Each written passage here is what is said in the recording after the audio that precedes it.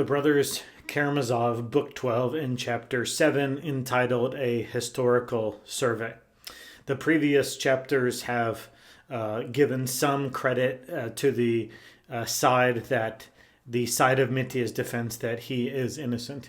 And this chapter, in no uncertain terms, lies the case of the prosecution, and the historical survey is just a restatement of the circumstantial facts and how they stack up against Mitya. And I think what Dostoevsky is doing here is showing that a logical syllogism can be true, or circumstantial evidence can be true, but that doesn't make it actually what happened.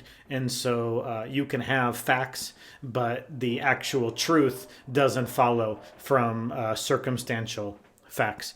Anyway, the prosecution talks about the fact that the previous doctors have commented as to the mental state of Dmitri, and the prosecution is want to prove that he was indeed sane, and that you can attribute all of his evil and his crimes not to insanity, but rather to just base human jealousy. And so really the heart of the issue is jealousy at his father's relationship with Grushenka.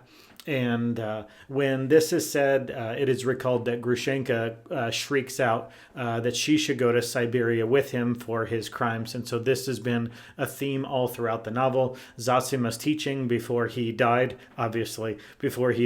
was that we humans are all responsible for all the sins of one another, and that having a love and a relationship with people would bring that moral weight of the burden of all morality is on all of us.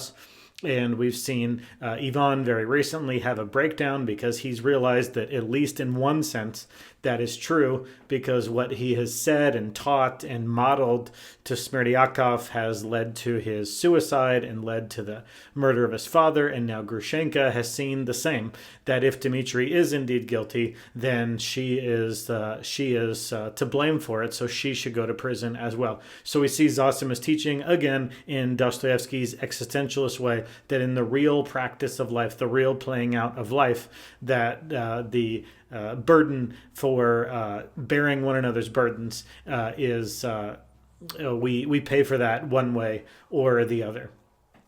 And we see that that the money was never really about 3,000 rubles. The money was never even about the inheritance owed. It's all one ball of wax having to do with his jealousy for Grushenka. It's that his father owed him that money. And so rather than just paying him the money he owes him as his inheritance, he's basically stealing his mother's money left for his life, and instead spending that on Grushenka. So it's not really about 3,000 rubles, it's about how that money is used. Then the prosecutor brings up the letter and says, sure, he could have written it while he was drunk, but what's the only way that you can write a letter that makes some coherent sense when you're drunk is that when you thought of the contents of the letter when you were sane. So in the prosecutor's mind, that proves a premeditation to the murder.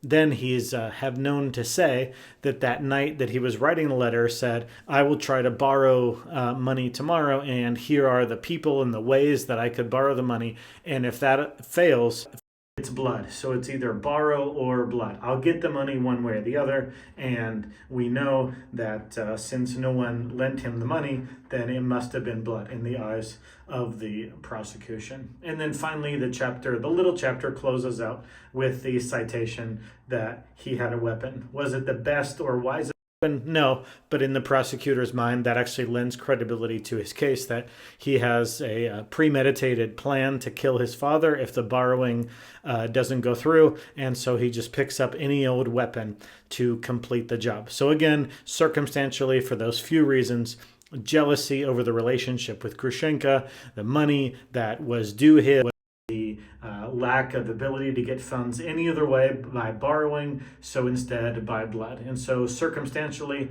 things look pretty bleak for Dmitri.